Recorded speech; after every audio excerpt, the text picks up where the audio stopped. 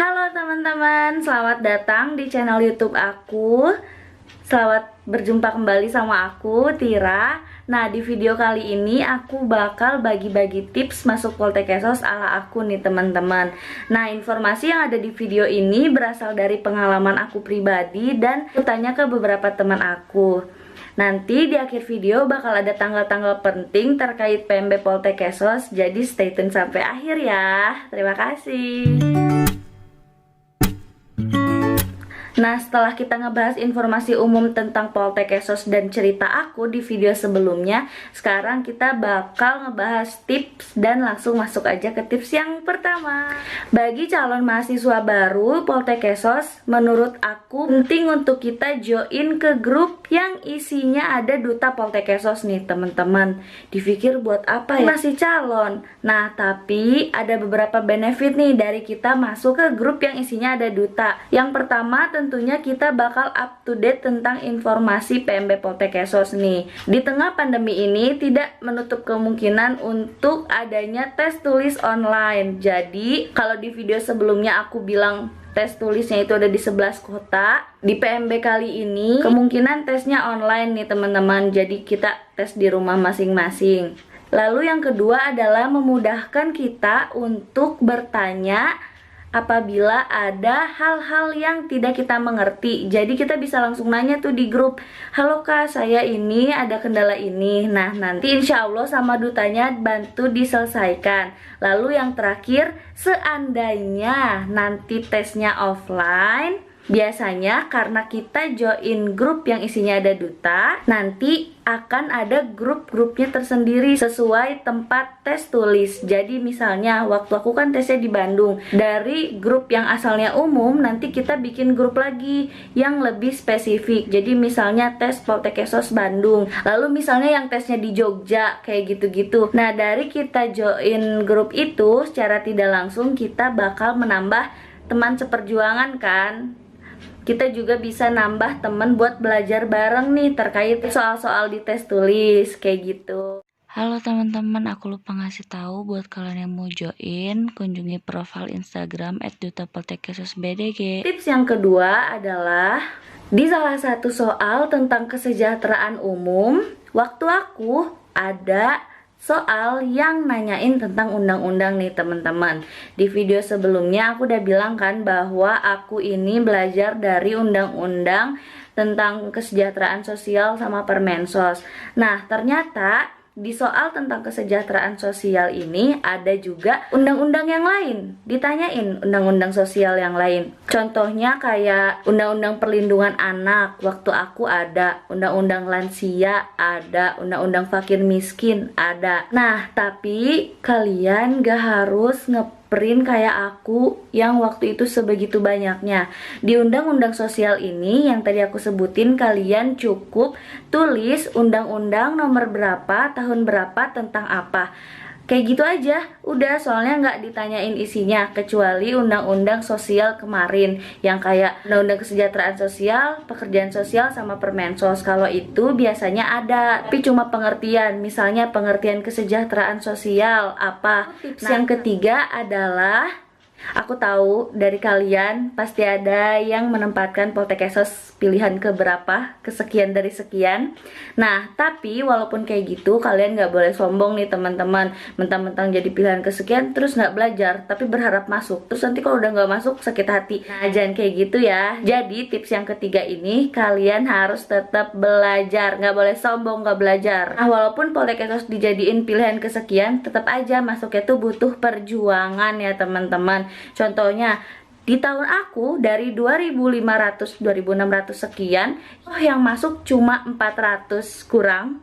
Nah, berarti persaingannya juga ketat kan. Maka dari itu jangan sombong buat nggak belajar. Setidaknya baca-baca. Soalnya kan kita nggak tahu tesnya itu soal-soalnya bakal kayak gimana. Jadi kalian harus tetap belajar ya. Oh iya, waktu itu aku punya Google Drive yang isinya soal-soal. Google Drive ini udah kesebar kemana-mana sih, tapi nanti aku coba sertain di deskripsi ya. Kali aja kalian yang belum punya bisa download di sana. Lalu tips yang keempat adalah latihan TPA.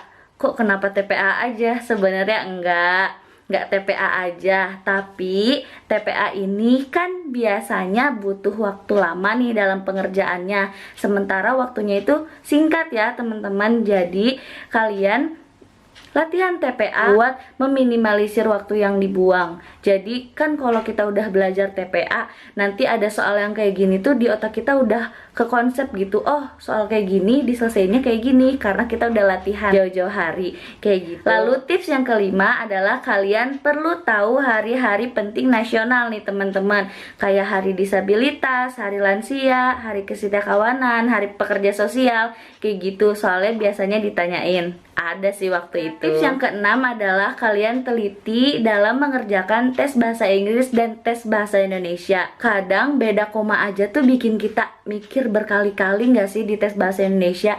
Maka dari itu di saat kita belajar kita harus memahami benar-benar biar nantinya pas ada pilihan ganda yang cuma beda koma kita tuh udah tahu mana yang benar mana yang salah. Oke? Lalu di bahasa Inggrisnya kalian belajar grammar dasar aja, tapi pelajarannya baik-baik ya teman-teman, harus sampai ngerti. Jadi nanti pas dihadapkan sama soal udah nggak bingung lagi. Oke? Lalu tips yang ketujuh adalah kalau seandainya nanti tes offline, kalian jangan telat. Kenapa jangan telat? Karena tuh kalau telat kita tuh udah keteteran datangnya, nanti nggak tahu tempatnya di mana. Jadi tuh ilmu-ilmu atau materi-materi yang udah kita pelajarin selama ini tuh kayak buyar aja gitu. Maka dari itu jangan telat. Dan waktu aku di Hamin tes tulis biasanya lokasi ujian itu udah dibuka, jadi kita bisa survei terlebih dahulu. Nah tapi kalau seandainya tes online, kalian persiapkan aja jaringan internet yang terbaik biar nggak ada kendala dalam pengerjaan, dan semoga soal-soalnya bisa dikerjakan dengan baik. Nah, tips yang ke-8 adalah di videoku sebelumnya aku bilang bahwa aku belajar Pancasila, Undang-Undang, Sejarah, Bahasa Inggris itu dari buku CPNS. Nah, buku CPNS-nya itu lumayan pricey. Aku waktu itu beli di offline store di Kurnia Agung sekitar 180.000. Nah, buat kalian yang ngerasa buku itu kurang worth it atau beli buku itu kurang penting-penting banget, soalnya kalian punya ilmu dasarnya, nah saranku kalian bikin rangkuman materi sendiri aja. Jadi nanti kalian gabungin materi-materi yang menurut kalian perlu dipelajarin, terus satuin di Word dan print, lebih hemat. Tips yang terakhir ini aku mau ngingetin aja, selama belajar pasti dong kita pernah ngerasa capek, ngerasa bosen banget belajar, sementara kita tuh belum tahu soalnya bakal kayak gimana dan kita bakal bisa atau enggak gitu ngerjainnya. Saranku, di saat kalian bosen belajar, capek belajar, aku waktu itu nonton video di YouTube tentang tesnya Poltek Kesos, tes tulis, tes wawancara, terus aku lihat PPI dan Latsarnya waktu di Poltek Kesos, terus dengan postingan orang-orang yang udah masuk Poltek Kesos. Nah, secara tidak langsung itu tuh memotivasi diri aku, jadi ngeboost diri aku buat ayo belajar biar kita masuk ke sana gitu. Sama halnya dengan sekarang, walaupun aku udah masuk di Poltek Kesos dan udah mau ke semester 3, aku juga pernah dan sering ngerasa capek belajar, malas belajar, kayak ilmu ini tuh buat apa sih, jauh banget dari ekspektasi dan lain-lain. Nah, aku mukul diri aku dengan nonton atau dengerin himnenya Poltek Kesos. Setiap orang pasti punya cara memotivasi dirinya sendiri, tapi itu yang aku lakuin. Jadi di saat kalian capek atau males belajar, kalian harus ingat apa tujuan kalian. Jadi insya Allah lah kita bisa. Soalnya nggak gampang kan untuk mendapatkan sesuatu, jadi kita harus berjuang juga, oke? Nah, tibalah saatnya kita di penghujung acara kayak kemarin. Nah, di sini aku mau kasih tahu tanggal-tanggal penting terkait PMB Poltek Kesos nih teman-teman. Pertama, tentunya ada pendaftaran nih teman-teman. Pendaftaran ke Poltek Kesos udah dibuka di tanggal 13 April sampai 2 Juli 2020 nih teman-teman. Nah, masih ada lumayan waktu buat kalian yang mau daftar, silahkan daftar, persiapin apa yang harus dipersiapin, oke? Lalu yang kedua ada tes tulis nih teman-teman. Tes tulisnya ini ada di tanggal 9 Juli tahun 2020. Nah, kemungkinan tes tulisnya ini online seandainya pandemi ini belum berakhir ya teman-teman. Yang ketiga ada pengumuman hasil tes tulis. Pengumuman hasil tes tulis ada di tanggal 15 Juli 2020. Jalanan kalian belum selesai di tes tulis nih teman-teman. Kalian masih ada tes wawancara yaitu di tanggal 21 Juli tahun 2020. Lalu ada pengumuman kelulusan nih. Yeay. Pengumuman kelulusan ada di tanggal 25 Juli 2020. Kemudian ada pendaftaran ulang. Nah, di video kemarin aku bilang kan pendaftaran ulangnya ini dibagi jadi 3 hari. Nah, pendaftaran ulang dimulai dari tanggal 28 sampai 30 Juli 2020 nih teman-teman. Setelah pendaftaran ulang, kalian bakal langsung PPI. PPI-nya ada di tanggal 1 sampai 4 Agustus 2020. Lalu disambung sama Latsar itu tanggal 6 sampai 8 2020. Di Latsar kalian ada jeda beberapa hari buat masuk ke perkuliahan nih teman-teman. Semangat, perjalanan kita emang panjang. Perjalanan kalian emang panjang, tapi insya Allah lah perjuangan kita belajar selama ini sebelum tes bakal terbayar lunas setelah kita masuk nanti. Oke, segitu dulu aja informasi yang bisa aku kasih.